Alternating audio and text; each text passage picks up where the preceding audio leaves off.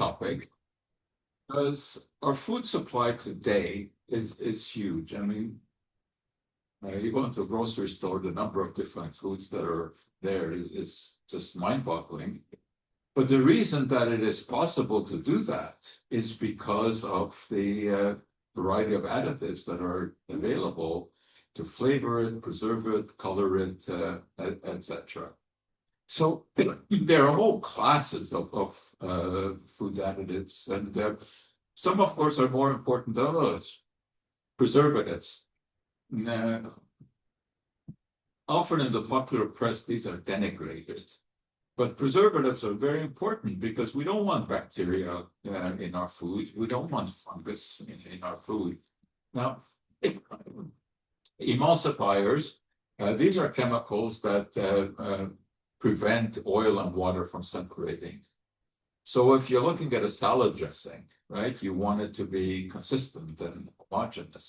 That's where emulsifiers come in.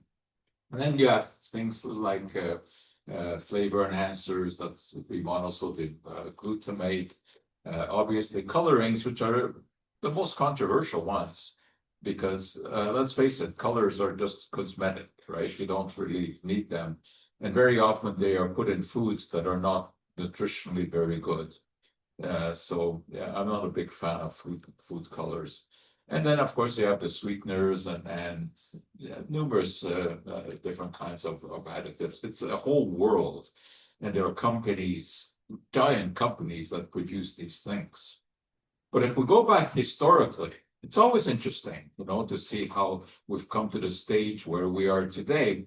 And if we go back to ancient Mesopotamia, and this tablet, which has been decoded, talks about the use of salt as a preservative. I mean, that's a long time ago. And since, before, that is BC, they already knew that smoking of foods will allow them to keep longer. And today we know why that is, because smoke contains a whole variety of compounds, including formaldehyde, which act as preservatives. So that has long been known. And then pickling. Well, this is something that we still do, but pickling is an extremely good method of preserving foods because either the food is immersed in vinegar, which is acidic, or you have lactobacilli bacteria that produce lactic acid, and those will kill off other microbes. This has been done since times immemorial. And then you have spices, right?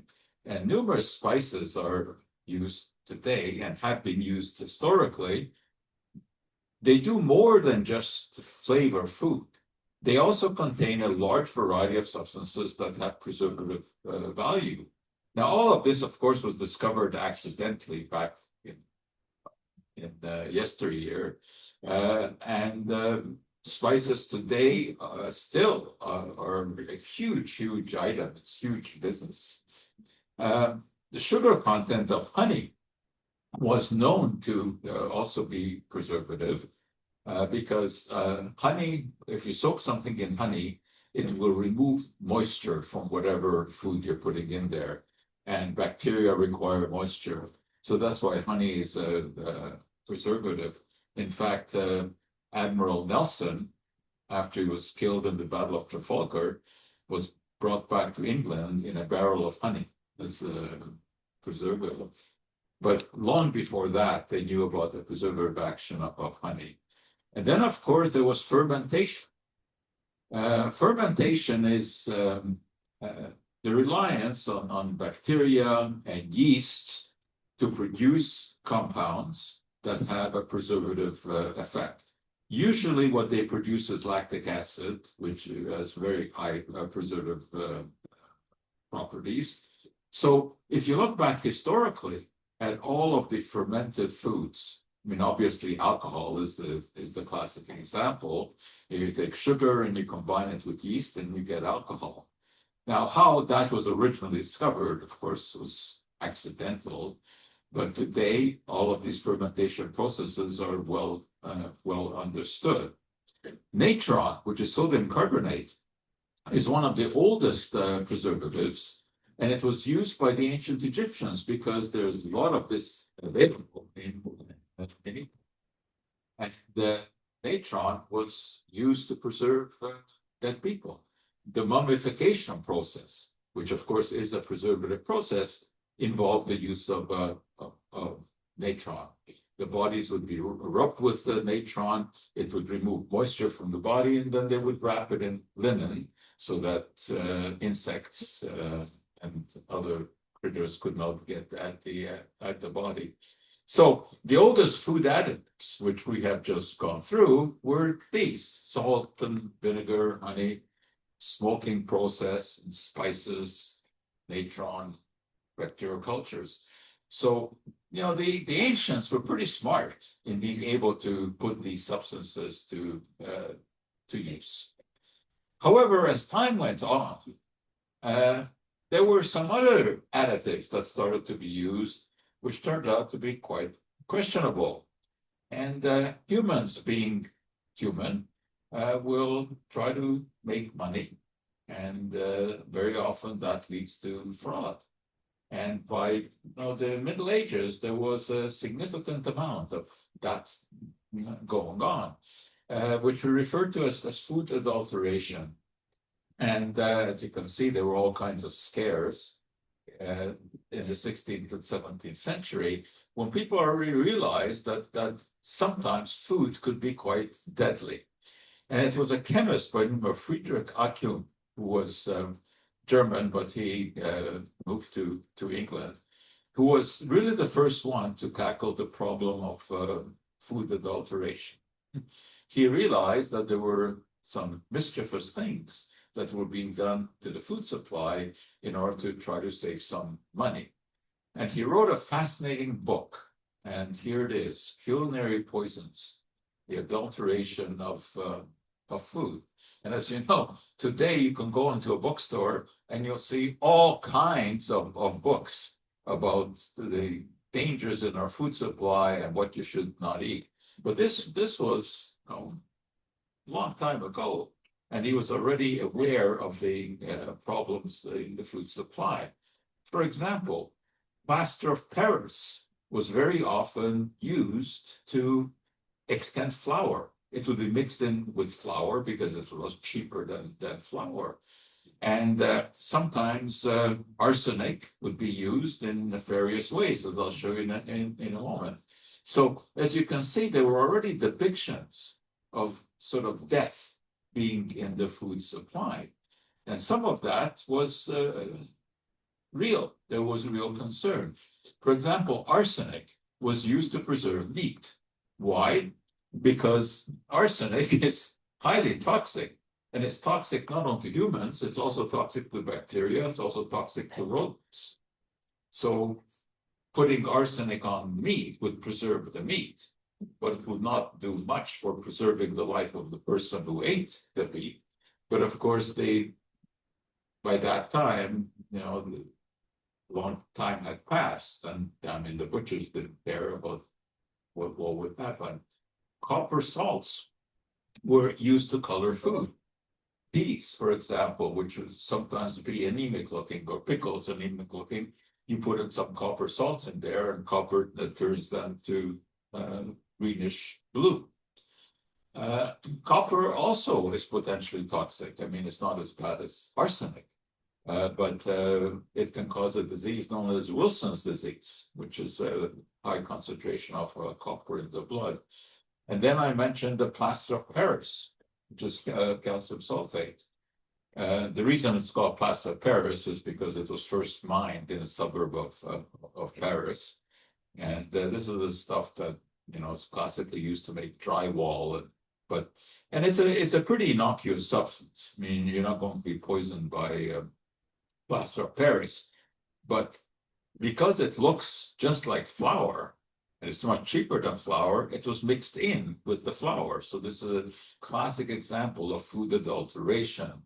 And then indigo was used to color tea, to give it a dark color, so that you could get away by using fewer tea leaves, because indigo leaves are much cheaper than tea leaves.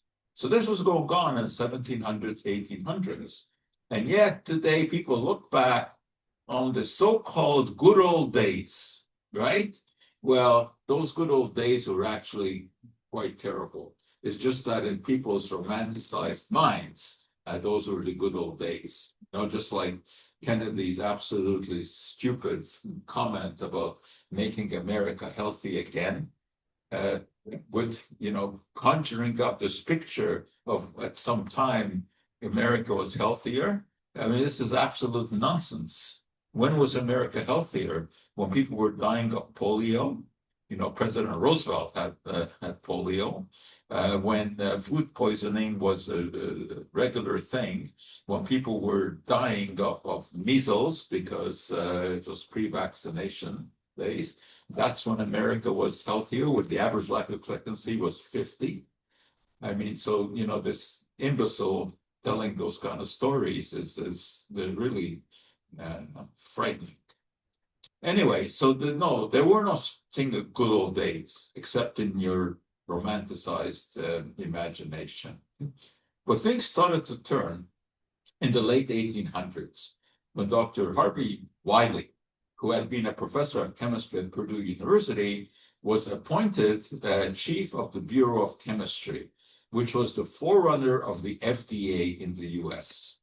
And this was the first time that anyone had started paying any attention to the food supply in terms of safety. I mean, believe it or not, prior to this era, there were absolutely no regulations of any kind about what you could do with food.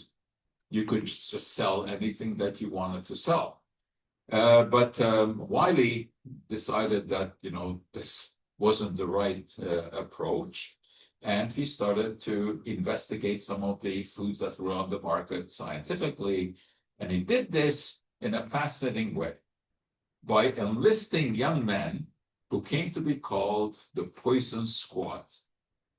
Whether or not they were actually volunteers is not exactly clear. They all worked for Wiley, so it may have been very strongly suggested to them that it would be to their advantage to take part in this experiment.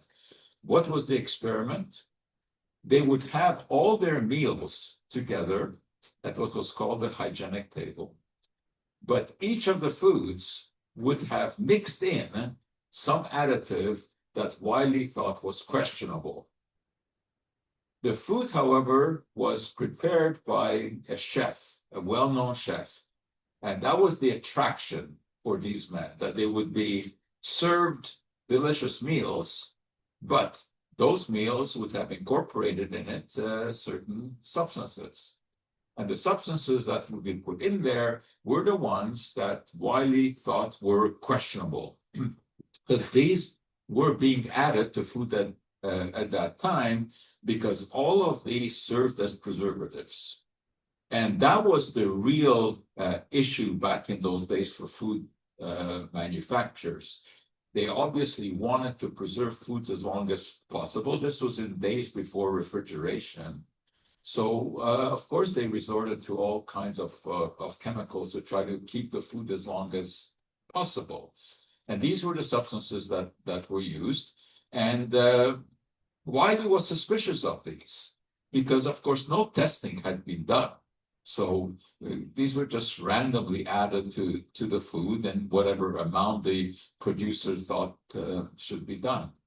So anyway, these volunteers had their meals at the so-called hygienic table, where they would be given these additives mixed into the food, and their urine and feces were collected to see what went through the body, what didn't go through the body.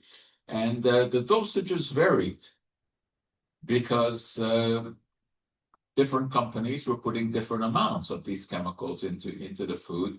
So Wiley tried everything from 0.5 gram to 4 grams. 4 grams is quite a lot for additive. And he monitored the symptoms. And sometimes the volunteers would get nauseous and vomit and stomach aches, etc. Although interestingly enough, there were no long-term consequences, although it isn't clear that long-term consequences were actually monitored, because that's a very difficult thing to monitor. So what came out of all of this? What came out was the 1906 Pure Food and Drug Act, which was passed by President Theodore Roosevelt. And it was the first time that there was any kind of legislation that stipulated what could be done and what could not be done to the food supply. And this so-called Pure Food and Drug Act, as you can see, regulated substances, and manufacturers had to be more honest. They had to put on the label exactly what was in the food, and there were regulations about interstate transportation of foods, etc. So this was really a landmark legislation because it was the first time that anything like this had been done. Now back to the substances that Wiley was testing. The only one that survived was sodium benzoate. All of the others caused some kind of symptoms in the volunteers, and therefore Wiley said, no, these cannot be sold. And indeed, the 1906 law forbade the use of all of those additives except for sodium benzoate, which in fact we still use today because there's nothing wrong with it. So here in a capsule form is what the law actually said. It prohibited the addition of any ingredients that would substitute for the food, conceal damage, pose a health hazard, or constitute a filthy or decomposed substance. Yes, one would hope so. It defined the first time a federal statute the terms misbranding and adulteration, and gave the federal government the authority to seize adulterated and misbranded food. So, you know, this, considering that this was 1906, that was pretty advanced thinking. Now, one of the more controversial food agents at that time were the food dyes. And these were, of course, highly controversial even back then because people realized that, first of all, that they had no nutritional value, that they would only have a cosmetic effect on the food. And they also realized that they were very often used to brighten up foods that had become discolored because they were spoiled. So there were all kinds of dyes that were available at that time, including many lead-based dyes. Lead chromate, for example, is a yellow dye that has long history of use. And so that was forbidden.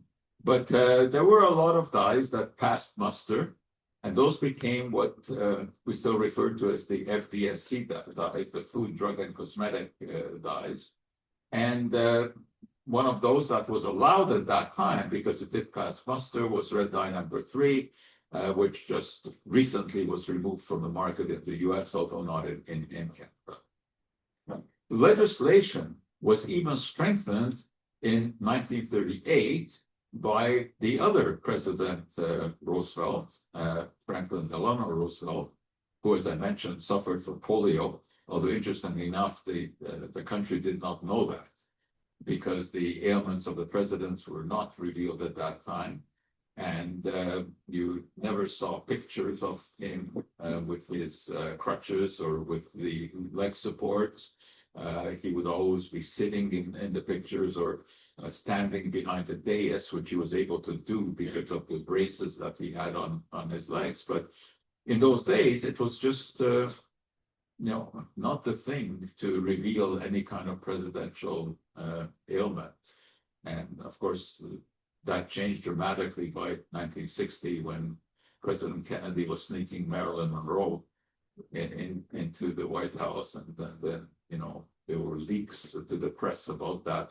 But even then, it was not really seized upon. I mean, the first time that the press really got into the personal history of presidents was with Clinton, somewhat justifiably, right? So anyway, but under President Roosevelt, the 1938 Act made regulations even more stringent. And since that time, the food supply has really been safe. I mean, we say safe in quotes because, as you know, you always hear of recalls because of bacteria present in the food or elimination of certain dyes. And that is because as time passes on and more research is done, you may come up with, a problem that was never seen at the beginning. In Canada, we have essentially followed the US, which we do in regulation all the time. And the Canadian Food and Drug Act was passed in 1953, and that is still the act that is in focus today. And it basically has the same kind of regulations as the US, although it isn't identical in the sense that we tend to be more practical and take a look at the quantity of some additive is used relative to what the toxic dose may be. Whereas in the US, for example, with the banning of the red dye number 3, it was done on the basis of gigantic doses causing a problem in mice. Well, Canada looks at that and says, well, that doesn't really apply to humans because we're using a tiny fraction of the dose. So in a practical way, it has no effect. So, but by and large, we do follow the US lead. Today, there is a lot of concern about our food supply. Some of it is justified, not because of the additives, but because of the composition of the food itself. And as you know, so-called ultra-processed foods today are being called the devil, right? And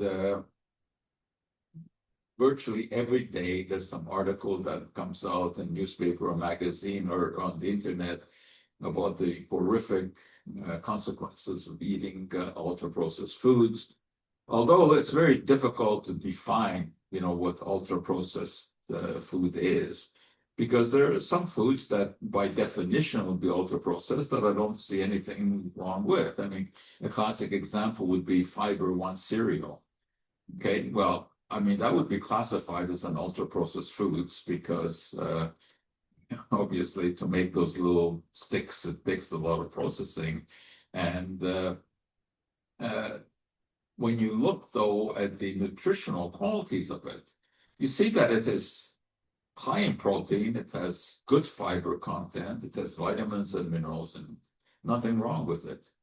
Of course, there are many other ultra-processed foods, I mean, your hot dogs and frozen pizzas and French fries, which really are nutritional criminals, but not really because of the processing, but because of the fat content, the salt content, and the sugar content. So really, when it comes to making decisions about food, it's not the way it was processed that matters. It's what the final product is. And it is generally true that the so-called ultra-processed foods are too high in fat, too high in sugar, and too high in salt. Okay, but today our focus here is on the additives, which also are demonic, made it demons in many books. I give you a story. This was a few years ago, obviously, when I get someone on the radio calling it says it's tripolyphosphate, a chemical. Well, see, as soon as I hear that, I know what this is all about. I know what they're really asking. What they're really asking, is it dangerous?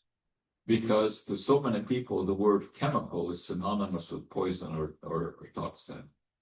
So what this person was really asking was, is this something to worry about?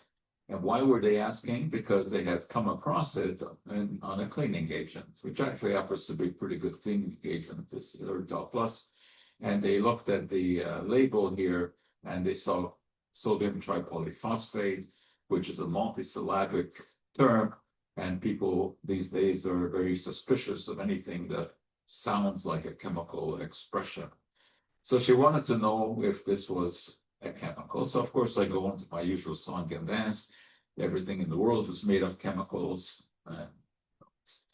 Chemicals are not good or bad. It's people who make decisions, not chemicals. And I explained that in this case, this product contains the tripolyphosphate because it enhances the cleaning action.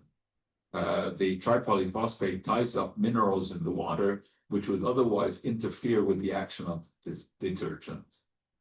And so I explained this, and I think she was okay with this. Because if you expect to find chemicals somewhere, it's in cleaning agents. But she calls me again 2 weeks later, and I recognize the voice, but this time it had panic in it, because she had once again encountered the tripolyphosphate, but this was on a different label. This was on a food label, and for her, that put it into a different category, right? What was this label? I suspect some of you will recognize it because your grandchildren probably live on it. And this is Kraft Dinner, right? This caused her a lot of concern because she was okay with the polyphosphates in the cleaning agent, but she didn't want it in food.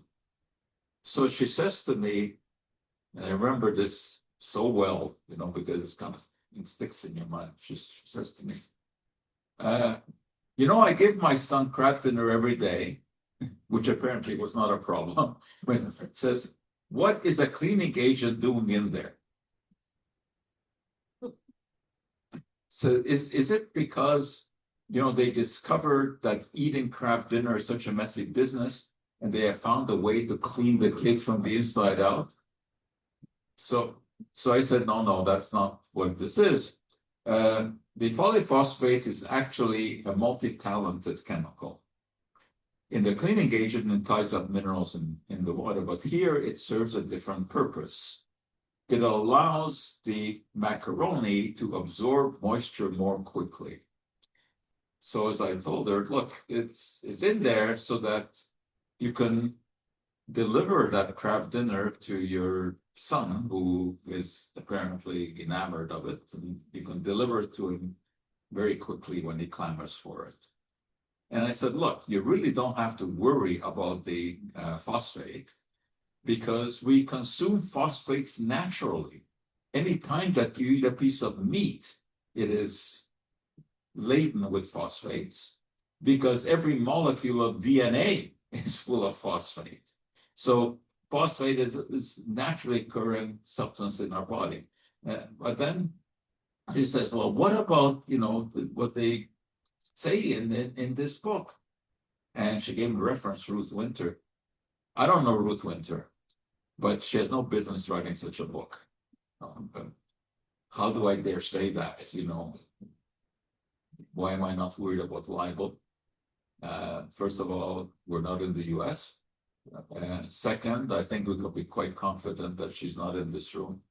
But third, and most important, I can back up the supposed slander scientifically.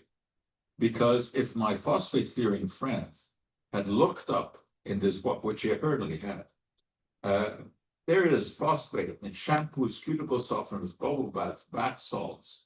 All of that makes sense, right, for a cleaning agent? But then looking a little bit further down, also in incendiary bombs and in tracer bullets. So now she would not only worry about her son being clean from the inside out, she'd worry about him bursting into flames and disappearing, but not without a trace. Ruth Winter makes the most fundamental of all chemical errors here, confusing the element phosphorus with phosphate.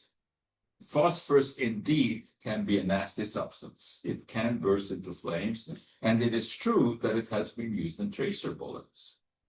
But when you join phosphorus with oxygen in phosphate, it becomes a totally different substance. This is like saying that you should be concerned about water because it contains hydrogen, and you know what happened to the Hindenburg, right? Well, there's a big difference between elemental hydrogen, which is H2, which is a gas, and hydrogen that is bonded to oxygen in water, right? Two totally different things. But you can see how people can be led astray quite easily by, these comments about incendiary bombs and tracer bullets. And then she says to me, but what about the fact that when you buy trisodium phosphate, which you can do as a separate substance, there's all kinds of warnings on it. It's an all-purpose cleaner, but it comes with warnings, eye and skin irritant, etc., harmful if swallowed. He says, but my kid is swallowing it. Yes, your kid is swallowing it in minute amounts, not in spoonfuls of this stuff. So amounts, of course, matter. And phosphates are, in fact, very widely used food additives because they serve so many different purposes. As you can see, they control acidity. They're used in baking powder as a leavening agent. They help retain moisture. This is why it was added to the macaroni. Anyways, these are all uses that the food industry would benefit from, and which, of course, the consumer also benefits from because they make the food supply safer and better texture, better keeping qualities, etc. For example, if you look on your magic baking powder, you'll see there in the list of ingredients the monocalcium phosphate and sodium bicarbonate. Well, those two are what you need in order to generate carbon dioxide. And that's how baking powder works, right? That's a leavening agent. You need to generate a gas inside of the dough so that as the gas expands, it puts bubbles into the dough, and that's what causes the cakes, cookies, or whatever to rise. Well, in this case, the calcium hydrogen phosphate is actually an acid. I mean, you probably don't realize that from the formula, but never mind that for now. Take my word for it that calcium dihydrogen phosphate has acidic behavior. And when it reacts with sodium bicarbonate, which is the baking soda, it releases carbon dioxide gas. So here it serves that particular purpose. But it is found in other foods too. If you look at this Wonder bread, which is good to illustrate things, but that's the only thing it's good for. It's not a food that should be consumed. But in any case, you can see that there's monocalcium phosphate in there because, again, it helps as a leavening agent, and it also controls microbial growth. I mean, you don't want microbes growing in your bread. In processed cheese, is that yellow gunk, right, that they put on cheeseburgers. And you know that it feels almost like plastic, right? And the moisture content, the fat content, it does not separate. Well, that's because of calcium phosphate being used as an emulsifier. So you can see why the industry loves this. In the case of Cheerios, for example, it controls the acidity because if it becomes too alkaline in an alkaline atmosphere, the package that can happen, it spoils more quickly. So you have it in Cheerios. But one of the most frequent uses of phosphates are in preserved meats. And the reason for that is because of their ability to retain moisture. Why does the industry want that? Because water is cheap. And by having the phosphate in there and having it retain more water, you are charging the same amount for water as you would be charging for meat. So obviously it is to their advantage to have the preserved meats be as full with water as possible. And that's what the phosphate does. There are very good reasons for cutting back on these kind of products, and whether we're talking about the smoked ham or any other such processed meat, which again you see turkey and got the phosphate in there. The good reasons to cut back here are because of the high fat content and the high salt content. Also, there's some issue about the nitrite preservatives, which in the body can be converted to nitrosamines, which at least in animals are carcinogens. So I can give you a slew of reasons to minimize the intake of such processed meats. But the fact that they contain phosphate is not one of them. That is not a poisonous substance. Now, of course, anything in a high enough dose will become toxic. So the more of these kind of things that you eat, which have in phosphates in them, the more will indeed accumulate in the body. And then if you're also drinking soft drinks at the same time, you're getting even more phosphates because the flavor of Coca-Cola is partly due to phosphoric acid, which is a type of phosphate. So it's not that phosphates are bad. It's a question of how much we take in. But you can see that with everything that I've just told you, with phosphates being present in processed cheese, being present in bread, being present in soft drinks, that there is the chance of taking in a very large amount of these chemicals in the North American diet, especially with the consumption of processed foods, because phosphate is a processing chemical. So it isn't surprising that you can find high levels of phosphate in people's blood in North America because of the terrible diet of relying so much on processed foods. So yes, in those kind of doses, phosphates can be a problem. And we see studies like this, where excessive intake of phosphates is becoming a real global concern. But it's not because phosphate per se are dangerous materials. It's the overconsumption that is the problem.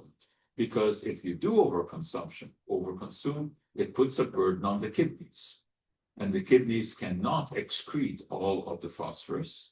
And that's when you get into toxic problems. And yes, there are studies like this that link phosphates to cardiovascular disease. And again, this is the kind of thing that will scare someone who's, giving their kids Kraft dinner and they see the phosphate in there. But this refers to huge consumption of phosphate. And in truth, that kid may be a candidate for that if the mother keeps feeding that kid all of these highly processed food. So anyway, Ruth Winter, in her article there on phosphate, is totally out to lunch, saying that, these are dangerous because they're found in incendiary bombs. That's not the issue. The issue is overconsumption of foods that may be high in phosphates. Now, in this book, she, of course, attacks a number of other chemicals as well, additives, like this one, tertiary butyl hydroquinone. Now, tertiary butyl hydroquinone is used in very, very small amounts, and it is usually added to fat that is used for frying, like the French fries that you get at McDonald's. That boiling oil that you see there will have some tertiary butyl hydroquinone added to it because it prevents the oil from reacting with oxygen of the air. It prevents the oil from going rancid. In this book, this woman makes a big issue of this, of tertiary butyl hydroquinone being a problem, because she says it is a form of butane that is a form of lighter fluid. This is absolute nonsense. It is not a form of butane. I mean, the only reason it has but in the name, because the molecule contains a 4-carbon fragment, which we call the butyl. But it is a totally different substance from butane, which is the fuel that used in lighters and in stoves. To suggest that tertiary butyl hydroquinone has anything to do with butane is ridiculous. But of course, when you have public who's not so well versed in science, they can buy into this idea and get scared when they find out that there's this chemical, tertiary butylquinone, in the oil that is used to make the French fries. Well, it turns out that if you're frightened of that, you'll also be frightened of chicken McNugget. Well, you should be frightened of chicken McNuggets, but not for this reason. Okay, it is in there because, of course, these things are fried in the oil, so some of the oil gets absorbed. So there will be a small amount of tertiary butyl hydroquinone there. It is an absolutely trivial amount. It will not cause any harm in any way because the maximum that is allowed in oil is 0.02%. It means that you're consuming milligram quantities of this. It is totally inconsequential, as is the fact that it has the B for butyl in its name, which has nothing to do with butane. So if you want to make the calculation, a maximally preserved batch of nuggets would require that you eat 313 to approach the toxic dose of TBHQ, which is 1 gram. I think 313 chicken nuggets is a challenge, even for the most ultra-processed food-loving people. So, of course, you can scare people if you just leave out the numbers. But the cornerstone of toxicology was laid in the Middle Ages by the great sage Paracelsus, right? Who told us that only the dose makes the poison. And this is critical. Numbers matter. Numbers are the currency of science. Whenever you hear of something causing danger, the question you have to ask is how much? And how does it relate to what is known to be toxic? Well, the real reason to stay away from the chicken McNuggets is not because of the trivial amount of TBHQ they contain, but the massive amounts of fat and salt that they contain. Now, there's a very similar additive that you will also find in some foods, particularly cereals, which is this one here, which is butylate hydroxytoluene. And of course, Ruth Winter is against this as well, because it also has but in the name. Well, the reason it has it in the name, because you see this 4-carbon fragment here, that is what we refer to as a butyl group. But it has nothing to do with the butane gas. And indeed, this is also, of course, a regulated substance. It is used in trivial doses. And the fact is that it is useful because it prevents oxidation. And oxidation is really what spoils foods that have a fat content. And when a manufacturer puts this into there, they do it for a reason. But it is usually a financial reason, right? You can either make it cheaper or make it last longer or whatever. But it is not put in there to hurt the customer or to scare off the customer. I mean, I've never seen any company saying to itself, gee, you know, I don't think we'll be putting enough additives into our food. Let's put in some extra that we have to pay for just to scare our customers, right? That's not how things work. So anyway, Health Canada considers BHD safe in food. Now, there is a small issue with it, and that is when it gets into aquatic organisms, that is, get into lakes and rivers, because there it can foster the growth of algae. That can be a problem, but that has nothing to do with putting it into the food supply.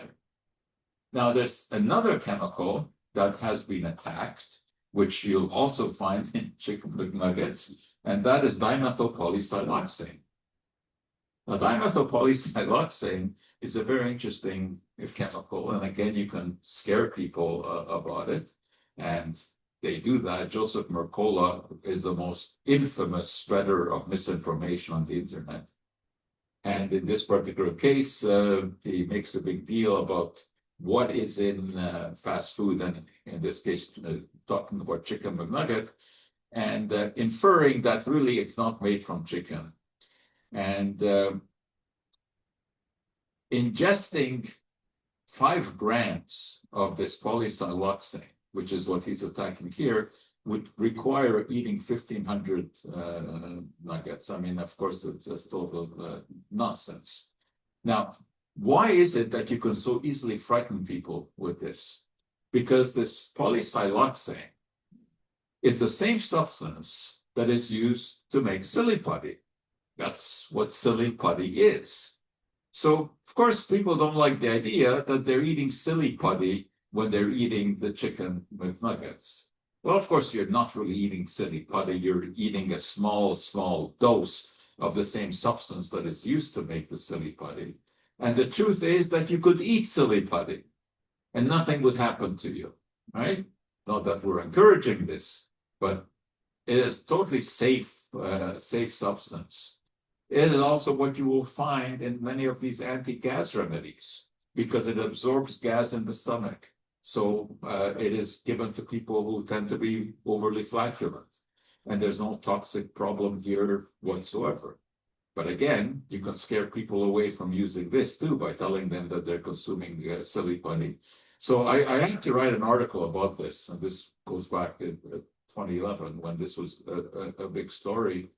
And I pointed out that what chicken McNuggets are made of really are chicken. Yes, there are tiny doses of additives in there, but it's basically chicken.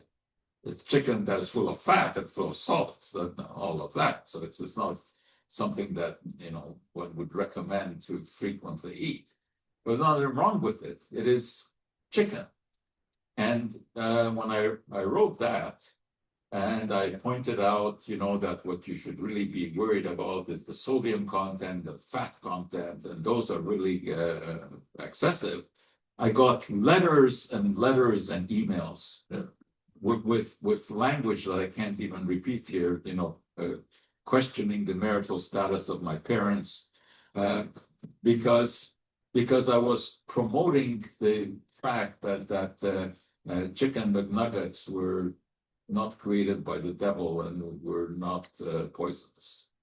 Of course, I had pointed out very clearly that these were not nutritionally admirable, but that there was nothing dangerous of the additive that would be used. But I mean, it was amazing the venomous emails that I got because of that column, where I wasn't in any way defending the chicken McNuggets, but that's how they were interpreting it.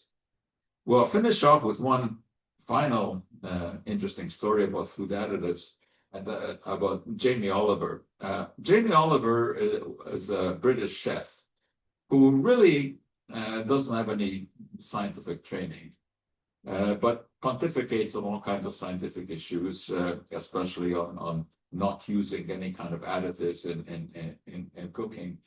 He's known as the naked chef, not because of his attire, but because supposedly he just tells you the naked truth, right? Well, what is the naked truth? Jamie was on Letterman, and this, of course, now goes back about 10 years when Letterman was still doing his nightly show, which was, you know, usually very entertaining. And Jamie was there cooking for Letterman. And he was trying to educate him about, you know, healthy cooking. But Letterman got scared by some of the stuff he was doing, which actually was the point of the whole thing, because Jamie was bent on showing how dangerous our food supply is. First of all, by first serving him ice cream sundae and telling him, did you know that it contains beaver glands? Well, where does this come from? Beavers do have glands. This is true. In the rear, it has glands through which it secretes a liquid that is used to attract its mates. It's called a pheromone. And here's an extract of those glands. And these are commercially extracted because they are used to extract chemicals. These chemicals are found in the glands. And the reason that these are of commercial importance is because, believe it or not, while they have a terrifying smell in a concentrated solution, in a dilute solution, they are very pleasant. It's called castoreum, and castoreum is used in virtually every perfume these days. Very little of it is needed in order to give it a scent. However, those chemicals that I just showed you, which are found in the beaver gland, in the laboratory, can also be converted into vanillin. So there are scientific papers that have been published on that, taking the chemicals from the castoreum and converting it into vanillin, which of course is the tasty ingredient in vanilla. But that is only of academic interest. No company harvests chemicals from beavers to convert into vanillin. This would be economic suicide. You can make vanillin easily in the laboratory from lignin, which is extracted from wood. So that paper of converting components in castoreum into vanillin was just an interesting curiosity, because they did come up with a chemical synthesis that was able to do that, but it had no practical effect.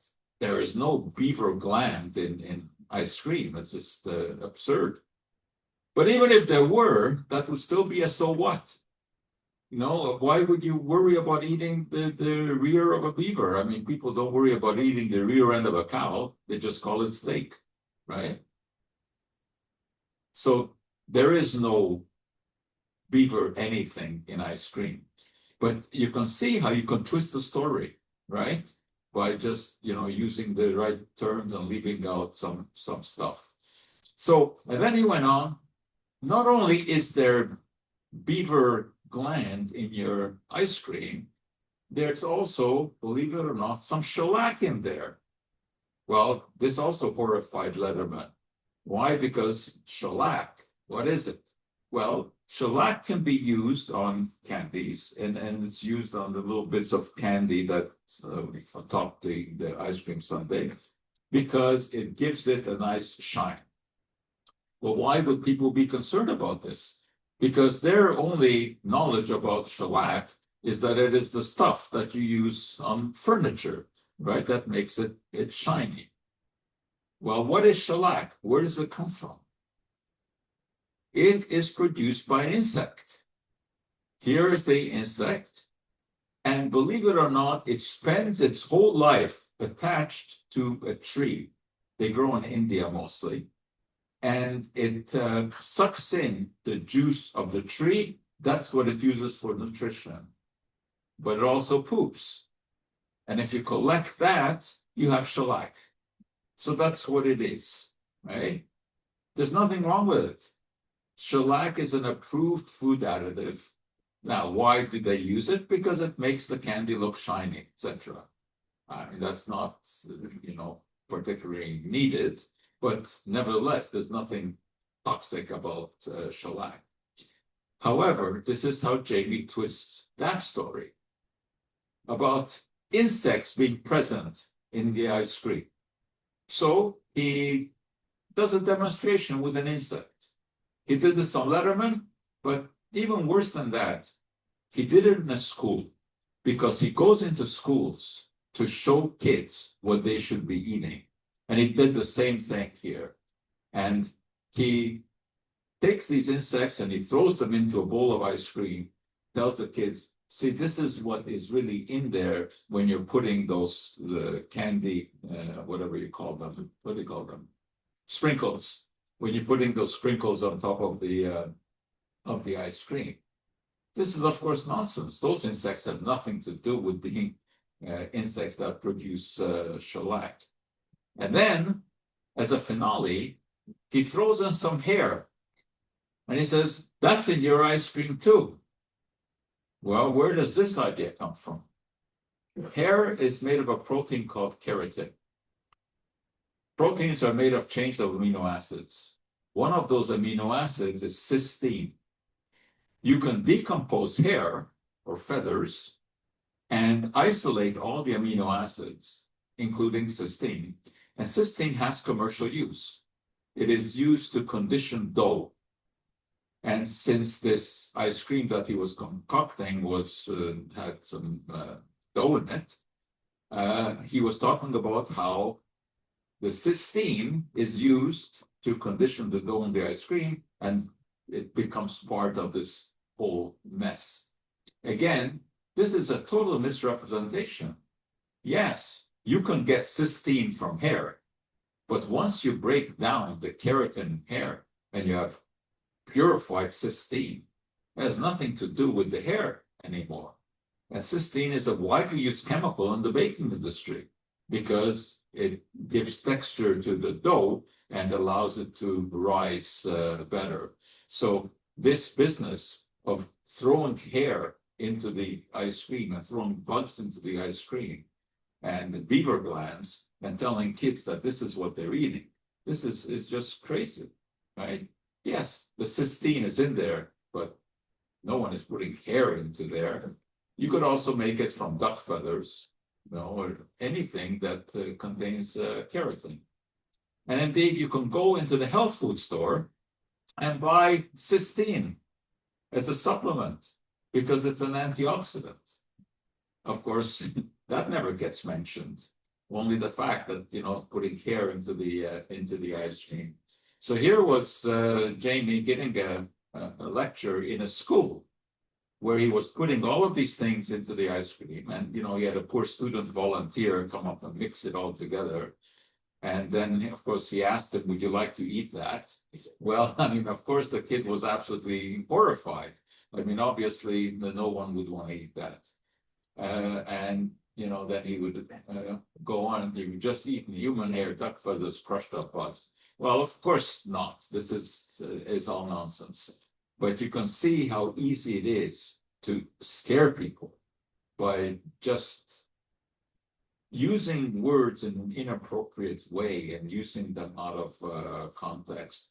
And then finally, he goes on to say, looks at all kids, of course, who are horrified by this. And he says, well, if you don't understand the crazy words, don't buy it. Just referring to chemical terms that are being used for additives. And then he says, now that is a science class. That was the finale. No, that was not a science class. That was a monkey business. Okay? And I think it is a good idea to try to go into schools and teach kids what to eat and what not to eat in a proper scientific way, because we need to do that. We know that the diet today is not what it should be, and that they're eating a lot of stuff that they should not be eating. And to give Jamie some credit, after all of this, he then does go on to say what they should be. That they should be eating fruits, they should be eating vegetables, should be eating whole grains. And he goes on and cooks a dish made with those. But the focus here is to get kids to do that by scaring them in this way, which really is not the right thing to do. So the fact is that when it comes to the use of additives in our food supply today, the truth is that they are very low risk because there's a lot of regulation that is involved. In the US, FDA has to be convinced. Here, Health Canada has to be convinced about the benefits of an additive, that is what it is going to do. And they also have to submit safety studies about the amounts that are going to be used, how they're going to be used.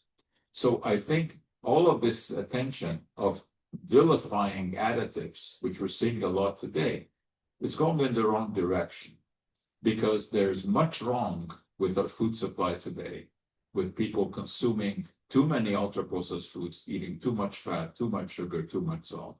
That's what the emphasis needs to be, not to try to focus on minute doses of additives that really are of no consequence, except for improving the quality of the food supply.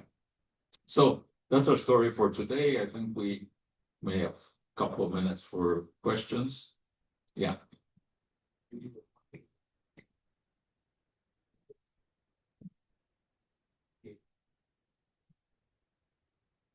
Yes. Usually solubility.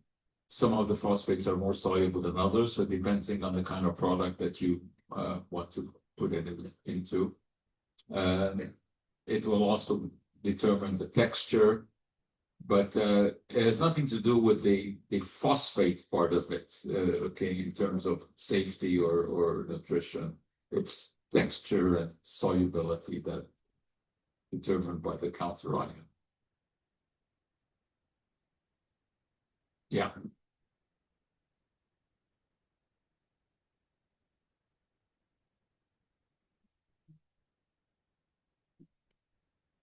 Right.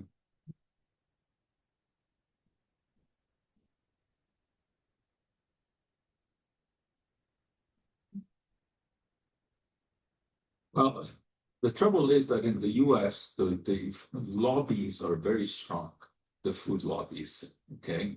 And the government is very much influenced by that. In Canada, much less so. First of all, here lobbying is regulated, unlike the US. Plus, there in Canada, there's not as much money at stake as there is in the US. So in the US, there are many decisions that are made because there has been a lot of lobbying by the industry. And in Canada, that's less so. But on the other hand, we don't have the extensive facilities that the US has for testing and for doing research. So that's why we rely on them, but not 100%. I think the Canadian regulations are better than the US regulation. Yeah.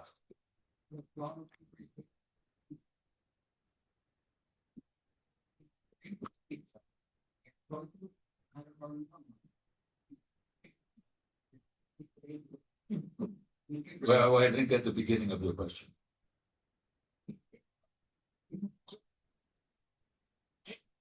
But in reality, our children change. There are things that we commonly don't today that our grandparents ate. More of the animals through eating. Yes. Yeah.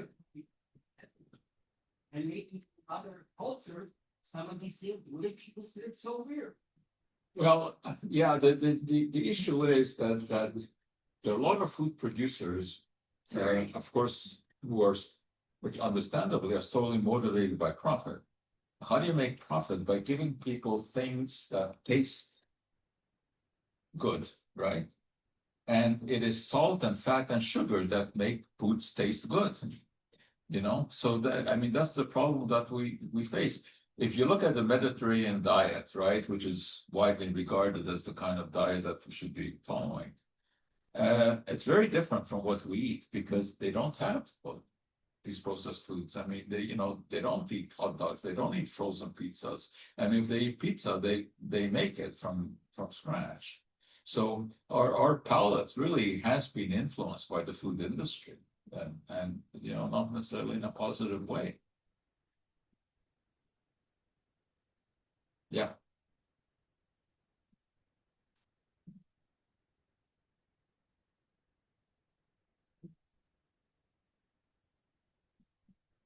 Cantaloupe. Pantaloc. Yeah. Well, Pantaloc is an acid reducer that prevents the stomach from producing acids. You have to remember that anything that you put into your body goes through your liver and goes through your kidneys and puts a stress on that. And Pantaloc puts some stress on the kidneys, but nothing to do with phosphates.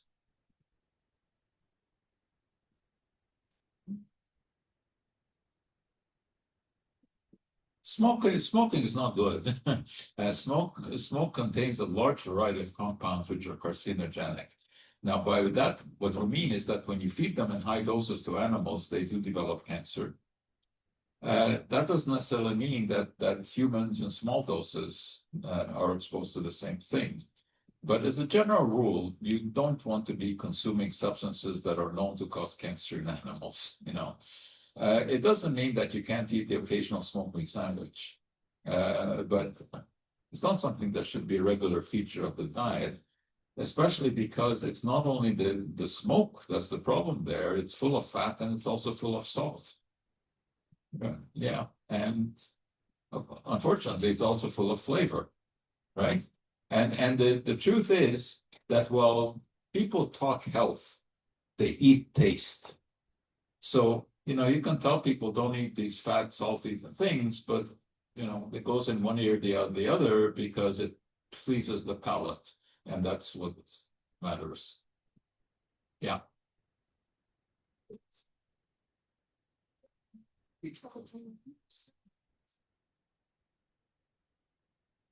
New Scientist is probably the best lay science publication.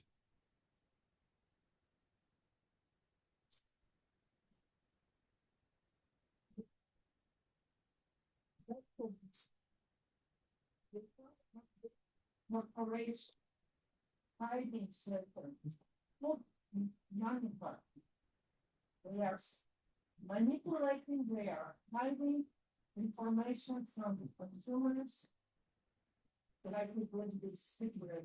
Yeah, well, I mean, I wouldn't say that that's not possible because, we have history of corporations doing bad things, sure. But I think that in the food industry, the worst things they're not hiding, which is the high fat, sugar, and salt content, and that's all in the open. They're not hiding that. But yeah, look, industries are not philanthropic ventures, right? I mean, they all, whether it's you're talking food industry, cosmetic industry, pharmaceutical industry, they all want to make money. So they will all taint the science, right? They will twist it to their advantage. All of that is true.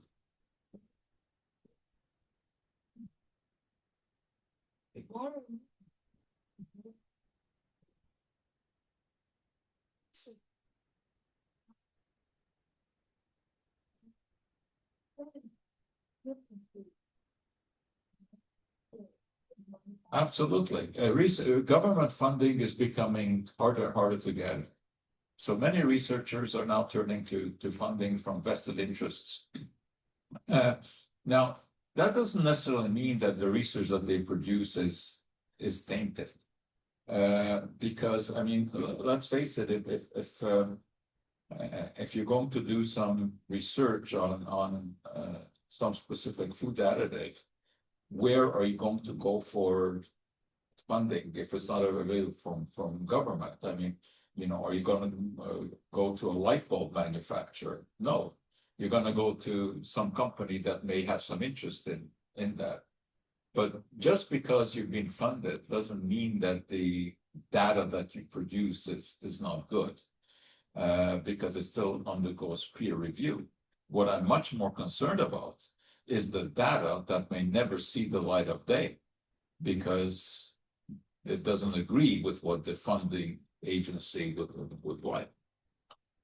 And that's why today there's a large movement that negative studies also have to be published. So when you're going to do a research study now, it has to be registered before you start the study, so that you are obligated to release the results, whether they're positive or negative. Because negative results can be just as valuable, right? Because it will prevent other people from wasting money and time doing the same research.